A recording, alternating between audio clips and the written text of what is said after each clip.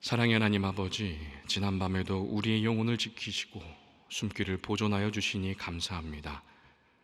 우리가 의식할 수 없는 순간에도 쉼없이 우리를 어루만지시며 심장을 뛰게 하시고 들숨과 날숨으로 육신의 생명을 지켜주신 하나님의 그 은혜에 진심으로 감사드립니다. 하나님 아버지, 하나님의 그 은혜의 손길과 돌보심이 오늘 우리의 영혼을 지키시고 동행하실 것임을 다시 한번 믿음으로 고백합니다.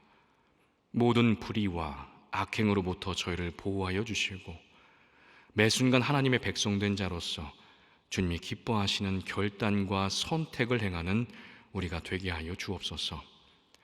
고통받는 자들과 함께 하시는 하나님 아버지, 지진과 홍수로 수많은 사상자가 발생한 모로코와 리비아를 위해서 기도합니다.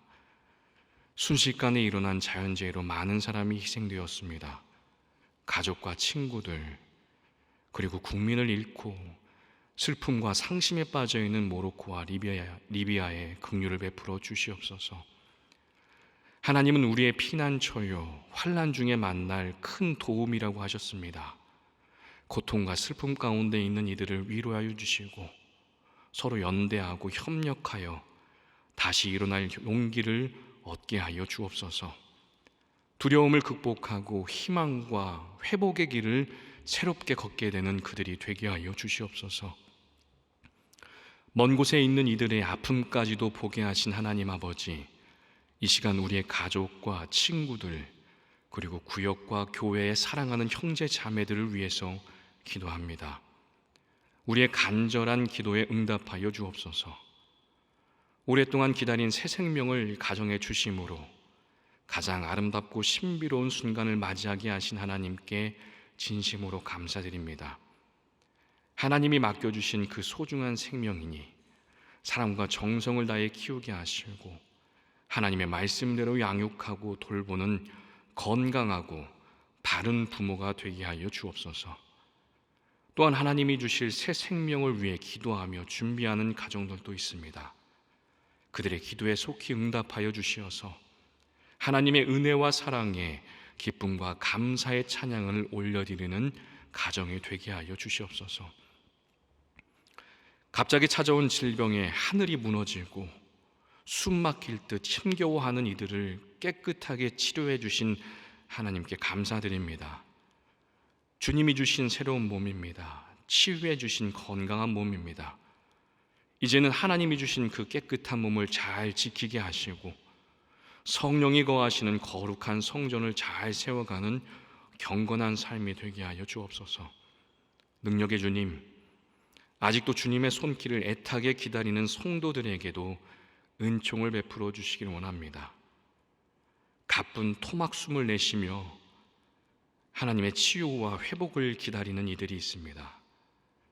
사람의 힘과 능력으로 감당하기 어려운 질병이라 할지라도 주께서 말씀하시면 온전히 치유될 것을 믿음으로 고백합니다. 그들의 간절한 기도에 응답하여 주시고 치유하여 주옵소서.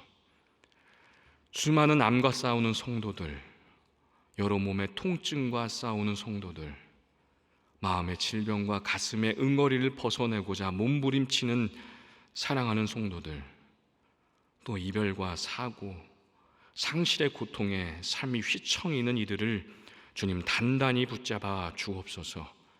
그들을 깨끗하게 치료해 주시고 다시금 건강한 삶을 되찾도록 주님 은총을 베풀어 주시옵소서. 대한민국을 사랑하시는 하나님 아버지, 우리나라 대한민국을 지켜주시길 원합니다. 어린 아이에서 노년에 이르기까지 평범한 직장인에서 큰 기업을 이끌어가는 경영자에 이르기까지 아내와 남편, 부모와 자녀, 정치, 경제, 문화, 사회, 외교, 국방에 이르는 모든 남녀노소가 행복하게 살아가는 대한민국 되게 하여 주옵소서. 이 땅에 하나님의 선하신 뜻을 찾고 분별하는 세대가 가득하길 원합니다. 변화가는 세상의 성공이 아니라 변하지 않은 영원한 행복과 그 성공의 스토리를 하나님과 함께 만들어가는 영혼이 넘쳐나는 우리 대한민국 되게 하여 주옵소서. 하나님 우리나라를 불쌍히 여기시고 다시 세워 주시옵소서. 교회의 주인 되시는 하나님 아버지, 특별히 이 시간 이 땅의 교회들을 위해서 기도합니다. 교회는 주님의 이름이 높임을 받고 주님만이 영광을 받아야 하는 주님이 세우신 주님의 몸된 교회입니다. 하나님 아버지, 모든 교회가 거룩하신 주님만 바라보게 하시고 주님의 거룩한 임재를 사모하며 열망하게 하여 주옵소서. 그 임재를 경험한 교회가 세상을 향해 힘차게 나가게 하시고 주님의 복음을 세상에 향해 선포하며 상하고 죄악된 그 가득한 세상을 다시 한번 변화시켜가는 능력 있는 주님의 교회들 되게 하여 주시옵소서. 오늘도 말씀하시는 하나님 아버지, 주님의 말씀 앞으로 나아갑니다. 주시는 말씀으로 우리가 변화되게 하시고 무엇을 하든지 하나님의 기쁨이 되게 하여 주시옵소서. 우리의 몸과 영혼과 모든 것을 주님 손에 맡겨드리오니 오늘도 주님의 이야기로 가득한 우리의 날이 되게 하여 주옵소서. 우리 구주 예수 그리스도의 이름으로 기도드립니다. 아멘. 오늘 이 시간 우리에게 주신 하나님의 말씀은 욥기 21장 17절로 34절의 말씀입니다. 욥기 21장 17절로 34절의 말씀입니다. 하나님의 말씀을 다 함께 한 목소리로 봉독하겠습니다. 악인의 등불이 꺼짐과 재앙이 그들에게 닥침과 하나님이 진노하사 그들을 곤고하게 하심이 몇 번인가. 그들이 바람 앞에 건불같이 폭풍에 날아가는 겨같이 되었도다. 하나님은 그의 죄악을 그의 자손들을 위하여 쌓아두시며 그에게 갚으실 것을 알게 하시기를 원하노라. 자기의 멸망을 자기 눈으로 보게 하며 전능자의 진노를 마시게 할 것이니라. 그의 달수가 다하면 자기 집에 대하여 무슨 관계가 있겠느냐. 그러나 하나님께서는 높은 자들을 심판하시나니 누가 능히 하나님께 지식을 가르치겠느냐. 어떤 사람은 죽도록 기운이 충실하여 안전하며 평안하고 그의 그릇에는 젖이 가득하며 그의 골수는 윤택하고 어떤 사람은 마음의 고통을 품고 죽음으로 행복을 맛보지 못하는도다. 이 둘이 매한가지로 흙 속에 눕고 그들 위에 구더기가 덮이는구나. 내가 너희의 생각을 알고 너희가 나를 해하려는 속셈도 아노라. 너희의 말이 귀인의 집이 어디 있으며 악인이 살던 장막이 어디 있느냐 하는구나. 너희가 길 가는 사람들에게 묻지 아니하였느냐. 그대의 증거를 알지 못하느냐. 악인은 재난의 날을 위하여 남겨둔 바 되었고 진노의 날을 향하여 끌려가느니라. 누가 능히 그의 면전에서 그의 길을 알려주며 누가 그의 소용에 보응하랴. 그를 무덤으로 메어가고 사람이 그 무덤을 지키리라. 그는 골짜기의 흙덩이를 달게 여기니 많은 사람들이 그보다 앞서갔으며 모든 사람이 그의 뒤에 줄 지었느니라. 그런데도 너희는 나를 헛되이 위로하려느냐. 너희 대답은 거짓일 뿐이니라. 아멘. 오늘 말씀은 소발의 두 번째 발언에 대한 욥의 변론입니다. 소발은 인간의 삶은 그가 행한 선악에 따라서 분명한 차이를 보인다 이렇게 주장하고 있습니다. 한 사람의 인생이 누리는 화복은 그의 인생의 궤적과 정확하게 일치한다는 것입니다. 그래서 악인은 하나님께 진노를 피할 수 없고 선한 사람은 하나님의 사랑을 받고 복을 받는다. 이것이 소발의 주장입니다. 말만 조금 바꿨을 뿐이지 그동안 주장해왔던 그 소발의 지긋지긋한 주장, 그 소리, 하나님의 진노는 그가 악하기 때문에 받는 벌이다. 그는 악인임을 알아야 된다. 이 주장과 다름이 없습니다. 어쩌면 이렇게 한결같이 교리적이고 피상적인 말만 반복하는지 소발을 보면 굉장히 소름이 끼칩니다. 욥도 이에 대해서 정면으로 반박을 합니다. 욥은 자신의 경험한 삶과 현실에 근거해서 반박을 합니다. 욥이 보니까 실제로는 그렇지 않은 경우가 너무나 많은 겁니다. 악인이 오히려 복을 받고 너무나 평탄한 삶을 고난 없이 살아가는 것, 더 잘 먹고 더 잘 살고 더 잘 죽는 일이 허다하다는 겁니다. 현실에서는 소발의 그 말이 전혀 이루어지지 않고 설득력이 없다는 것이 욥의 주장입니다. 조목조목 그렇게 반박을 하고 있습니다. 여러분, 누구의 말이 맞습니까? 사실 둘 다 맞습니다. 소발의 주장이 지긋지긋하다고는 했지만 결코 틀린 이야기는 아닙니다. 왜냐하면 결국엔 하나님께서 소발의 주장대로 악인을 분명히 심판하실 것이기 때문입니다. 그래서 문제 삼을 만한 발언은 없습니다. 그래서 그의 주장이 틀렸다, 온전히 부정만 할 수 없다는 겁니다. 욥의 주장도 마찬가지입니다. 저와 여러분이 지금 이 땅을 살아가면서 경험하고 있습니다. 악인이 판을 치는 세상입니다. 선한 사람보다 악인이 더 많은 것 같은 이 세상입니다. 그러한 악인들 중에서 그가 행한 대로 벌을 받는 사람이 도대체 얼마나 되느냐 말입니다. 17절에 욥의 항변은 우리의 항변과 다름이 없습니다. 우리 17절을 같이 한번 읽어보겠습니다. 17절입니다. 악인의 등불이 꺼짐과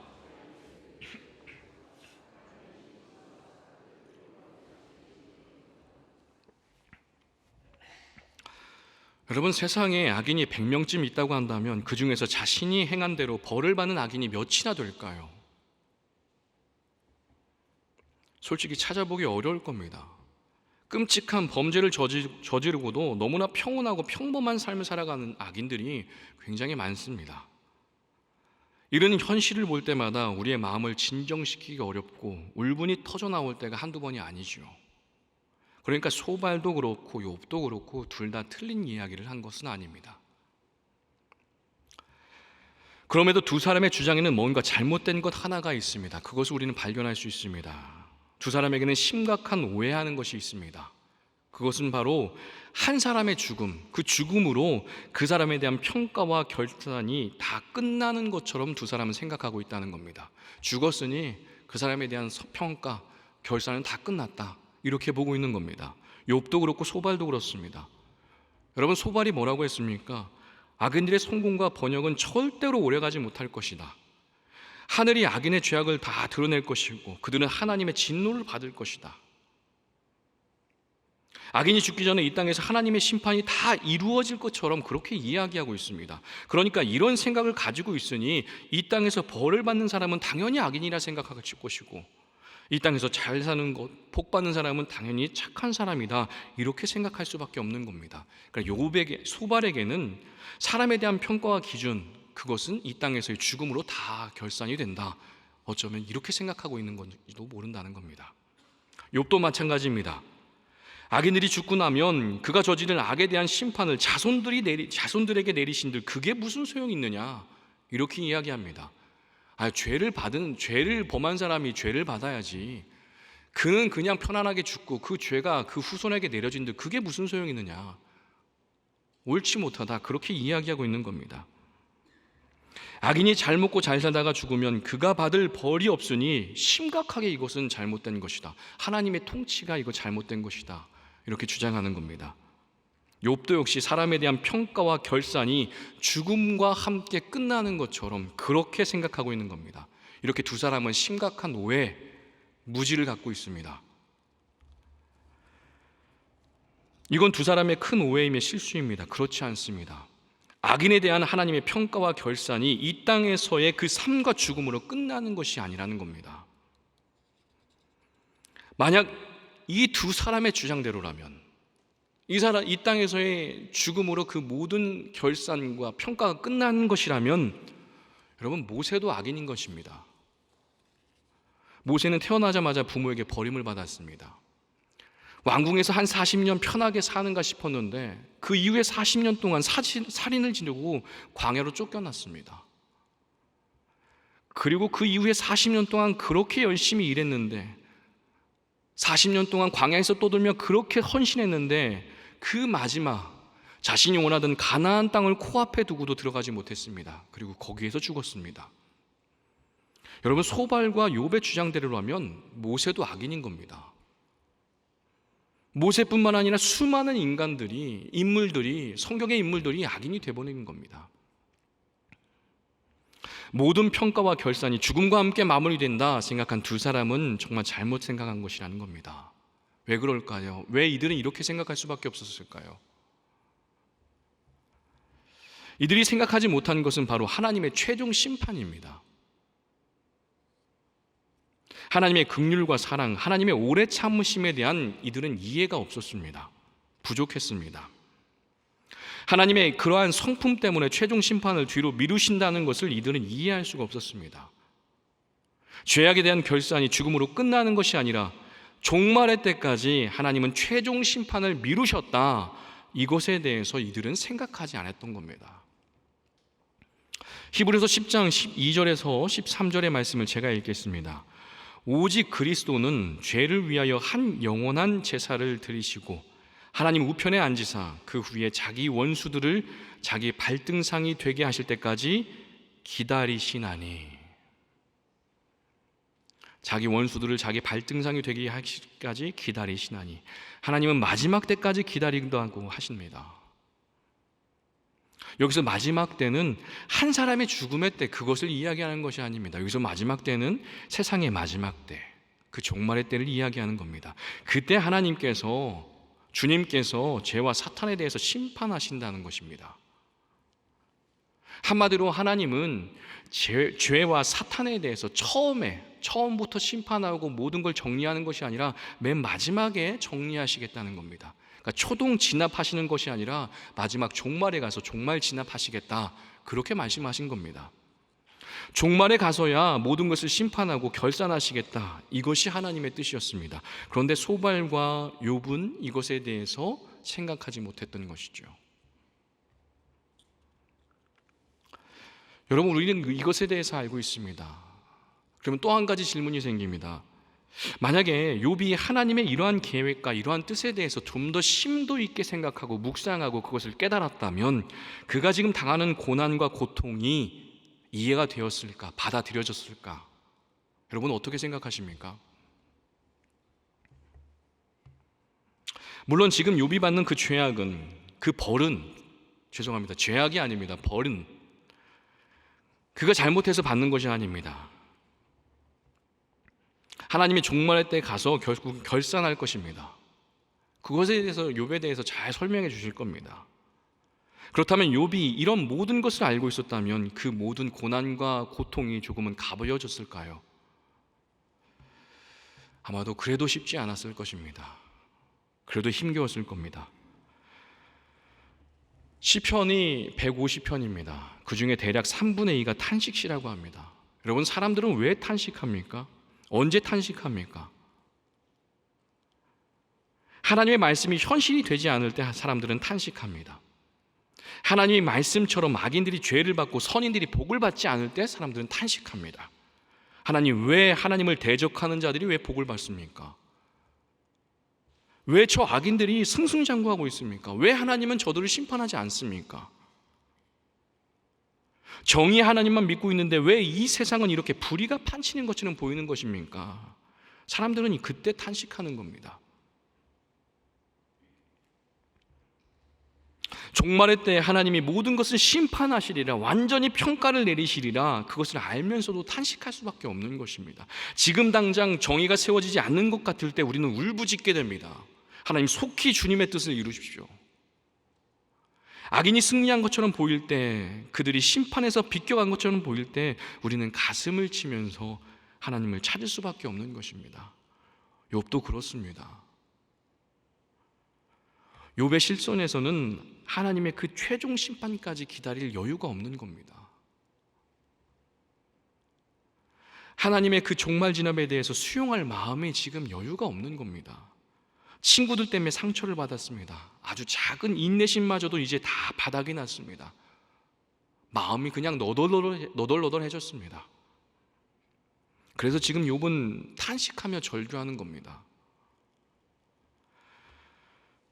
자신의 고난도 이해가 되지 않지만 오늘 우리가 읽은 본문 21장에 나온 모든 그 욥의 반론을 보면 악인이 고난받지 않고 부귀영화를 누리다가 평온한 죽음을 맞이하는 것, 그것도 보기가 쉽지 않다, 참을 수 없다, 그렇게 분노하며 절규하는 겁니다.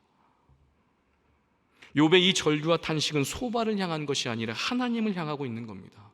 이제 욥은 친구들과의 대화에 대해서는 이미 포기한 상태 같습니다. 마음을 놓아버린 것 같습니다. 도대체 들어먹지 않는, 이해하려고 노력하지 않는 그 친구들을 보면서 인내심에 이제 한계를 느끼며 바닥을 드러낸 것이죠. 그래서 이제는 하나님께 악을 쓰며 달려들고 있는 겁니다. 겉으로는 여전히 친구들과 논쟁을 하는 것처럼 보이지만 이제는 친구들이 아니라 하나님을 향해서 욥은 절규하며 탄식하고 있습니다. 여러분, 지금까지 쭉 읽어보셨겠지만 친구들의 언어만 거칠어진 것이 아닙니다. 욥의 언어도 조금씩 거칠어지고 있습니다. 하나님께 삿대질만 안 했을 뿐이지 거의 막말에 가까운 말을 욥도 지금 하고 있습니다. 소발에 대한 욥의 반박 중에서 특히 19장 25절에서 26절의 말씀이 저는 굉장히 인상 깊게 남았습니다. 제가 이 말씀을 읽어보겠습니다. 내가 알기에는 나의 대속자가 살아계시니 마침내 그가 땅 위에 서실 것이라. 내 가죽이 벗김을 당한 뒤에도 내 육체 밖에서 하나님을 보리라. 이게 욥이 말한 겁니다. 내 가죽이 벗김을 당한 뒤에도 내가 육체 밖에서 하나님을 보리라, 이렇게 이야기합니다. 여러분, 이 말씀에 대해서, 이 구절에 대해서 해석이 굉장히 많습니다. 어떤 성서학자는 긍정적으로 해석하고 또 어떤 성서학자는 부정적으로 해석합니다. 그런데 그게 긍정이든 부정이든 왠지 모르게 저는 악에 바친 욥의 악다구니처럼 들린다는 겁니다. 어떤 심정으로 욥이 이렇게까지 이야기했는지 정확히 우리가 알 수는 없습니다. 그런데 하지만 뭔가 처절함에 악에 바친 절규처럼 저는 그렇게 들린다는 겁니다. 여러분, 이렇게 죽은 이후에도 하나님을 바라보겠다, 그렇게 얘기합니다. 내 가죽이 벗김을 당한 뒤에도 내 육체 밖에서 내가 하나님을 보리라. 여러분, 이렇게 말하는 욥에게 지금 당장 필요한 것이 무엇이겠습니까? 여러분이 그렇게 절규하고 있다면 그 순간 나에게 필요한 것은 무엇이겠습니까? 위로와 공감입니다. 욥이 이야기를 시작하는 21장 서두를 이렇게 시작하고 있습니다. 내 말을 자세히 들으라. 제발 좀 귀를 기울여 달라는 겁니다. 제발 좀 들어달라는 간청입니다. 고통과 고난으로 완전히 무너져버린 내 삶에 대한 이야기에 너희들 귀를 좀 기울여봐라. 좀 긍휼을 베풀어달라. 여러분, 지금 욥이 가장 고통스러워하는 것은, 그 이유는 위로와 공감의 결핍입니다. 모든 인간은 위로가 필요합니다. 욥뿐만 아니라 이 시대를 살아가는 모든 사람들은 위로가 필요합니다. 저도 굉장히 위로가 필요합니다. 그러면 한 사람이 다른 누군가에게 베풀어 줄 수 있는 가장 큰 위로가 무엇이겠습니까? 잠잠히 그의 이야기를 들어주는 겁니다. 얼굴을 마주하고 그의 눈을 마주하고 그의 눈을 바라보고 그의 이야기를 들어주는 겁니다. 어쩌면 인간의 이런 속성을 하나님께서 너무나도 잘 알고 계시기 때문에 성경에 기록된 하나님과 인간의 가장 처음에 소통을 이루는 그 모습은 인간의 이야기를 들어주시는 하나님의 모습입니다. 창세기 2장 19절의 말씀을 제가 읽어보겠습니다. 여호와 하나님이 흙으로 각종 들짐승과 공중의 각종 새를 지으시고 아담이 무엇이라고 부르나 보시려고 그것들을 그에게로 이끌어 가시니 아담이 각 생물을 부르시는 것이 곧 그 이름이 되었더라. 여러분, 여기 보면 아담이 무엇이라고 부르나 하나님이 이렇게 지켜보셨다는 겁니다. 그리고 그가 각 생물을 부르는 것이 곧 이름이 되었다고 합니다. 여러분, 아담이 각 생물을 보고 붙인 그 이름이 하나님의 마음에 흡족하셨을까요? 만족한다, 이렇게 말씀하셨을까요? 저는 절대 만족시킬 수 없었다고 봅니다. 하나님이 만드시고 이렇게 감탄하셨습니다. 와, 참 좋다, 참 좋다. 하나님이 그렇게 감탄하시며 만드신 그 아름다운 피조물을 아담이 보고 이름을 붙입니다. 아담의 언어로 아름다움을 다 표현해낼 수 있었을까요? 부족했을 겁니다. 그런데도 하나님은 아담의 이야기를 듣고 그가 부르는 것이 이름이 되게 하셨다, 이렇게 말합니다. 이것이 하나님의 사랑이며 하나님의 위로입니다. 하나님이 들어주신 겁니다. 아담이 말하는 것, 그것이 조금 부족할지라도 들어주신 겁니다. 여러분, 그때 아담에게 얼마나 큰 기쁨과 위로가 되었을까요? 조마조마하며 내가 부르는 그 이름을 듣고 있는 하나님, 그런데 그 이름을 흔쾌히 받아들이며 그 이름을 되게 하셨습니다. 하나님은 세상이 시작될 때부터 우리의 이야기, 자기 백성의 이야기에 귀를 기울이시고 잘 들어주시는 분이셨다는 겁니다. 어느 누구도 내 이야기에 귀를 기울이지 않고 귀를 닫고 있을 때 그 순간마저도, 그때마저도 하나님은 나를 향해서 귀를 기울이시며 내 이야기를 들어주신다는 겁니다. 아무도 듣지 않는 그 순간, 나의 읊조리는 그 기도를 하나님은 듣고 계신다는 겁니다. 여러분, 그 이야기, 그 기도가 들을만해서 옳기 때문에 하나님이 들어주신 것이 아닙니다. 그냥 나를 사랑하기 때문에, 그래서 위로하시며 공감하시며 나의 이야기를 들어주시는 겁니다. 여러분, 욥기는 우리에게 정말 많은 것을 깨닫게 합니다. 우리의 신앙과 하나님에 대한 인식의 폭을 확실하게 넓혀주고 있습니다. 그 중에 하나가 바로 나의 정죄되지 않은 그 기도를 하나님은 들어주시는가, 나의 투박하고 거친 절규, 악에 바친 탄식마저도 하나님은 용납하시는가, 여기에 대해서 우리는 그 한계점을 다시 한번 확인하게 됩니다. 여러분, 하나님 앞에서 여러분은 어떤 모습입니까? 정죄되지 않은 그 거칠고 투박한 기도를 솔직하게 하나님께 올려드리고 있습니까? 아니면 항상 흐트러짐 없이 정돈된 기도만, 틀에 박힌 그 기도만 하나님께 올려드리고 계십니까? 혹시 그러면서 다른 사람의 그 기도의 언어를 판단하고 있는 것은 아닙니까? 많은 사람들이 그 사람이 처한 현실과 고난, 그의 탄식과 절규에 담긴 그 마음은 보지 않습니다. 오로지 겉으로 드러난 언어와 말에만 신경을 씁니다. 그 포장에만 신경을 씁니다. 그 사람의 이야기에 집중하기보다 그 이야기를 쌓고 있는 그 언어, 포장에 대해서 관심을 둔다는 겁니다. 그래서 고난에 처한 사람이 하나님께 그 울분을 토로할 때 그 사람의 말이 어떤지, 그 사람이 어떻게 기도하는지 그것을 본다는 겁니다. 그리고 점점 그것은 교리로 고착화됩니다. 친구들을 보십시오. 교리적인 접근만 하고 있습니다. 계속해서 욥의 현실은 주목하지 않고 욥의 절규가 아니라, 그 마음이 아니라 그의 태도를 문제 삼고 있습니다. 너 그러면 안 된다. 그런데 욥기에 드러난 하나님은 그렇지 않습니다. 하나님은 끝까지 들어주시고 마지막에 가서 말씀하십니다. 하나님은 절규를 그대로 들어주셨다는 겁니다. 악에 받쳐 소리치는 그 소리를 다 받아주셨다는 겁니다. 너 너무 말이 거칠다요, 아무리 그래도 그런 건 아니지, 이렇게 말씀하신 것이 아니라, 탓한 것이 아니라 처절한 몸부림, 죽어가는 영혼을 살리기 위해서 내뱉는 그 사납고 거친 탄식에 대해서 하나님이 용납해 주셨다는 겁니다. 받아들여 주셨다는 겁니다. 여러분, 답답하십니까? 고통스러우십니까? 힘들면 힘든 대로, 서러우면 서러운 대로, 아프면 아픔대로 하나님께 솔직하게 고백할 수 있기를 바랍니다. 그 기도와 언어가 정죄되지 않고 사납고 거칠더라도 하나님은 절대로 그 기도를 외면하거나 탓하거나 그렇지 않으실 겁니다. 오늘 이 욥의 이야기를 들으며 여러분도 주님께 솔직하게 나갈 수 있기를 간절히 부탁드립니다. 이렇게 기도하시면 좋겠습니다. 먼저, 하나님, 이 땅의 삶과 죽음이 한 인생에 대한 완전한 평가가 아님을 다시 한번 기억하게 하옵소서. 그리고 두 번째는, 우리의 탄식을 들으시는 하나님 앞에서 감추고 숨기는 것이 아니라 나의 그 탄식, 그 외침, 그 절규를 하나님께 그대로 쏟아놓습니다. 하나님, 이것을 주님께서 들으실 줄 믿습니다. 속히 응답하여 주옵소서. 이렇게 기도하는 이 시간 되길 간절히 원합니다. 주기도문 하겠습니다.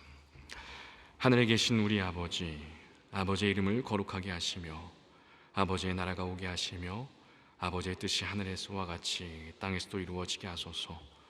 오늘 우리에게 일용할 양식을 주시고 우리가 우리에게 잘못한 사람을 용서하여 준 것 같이 우리 죄를 용서하여 주시고 우리를 시험에 빠지지 않게 하시고 악에서 구하소서.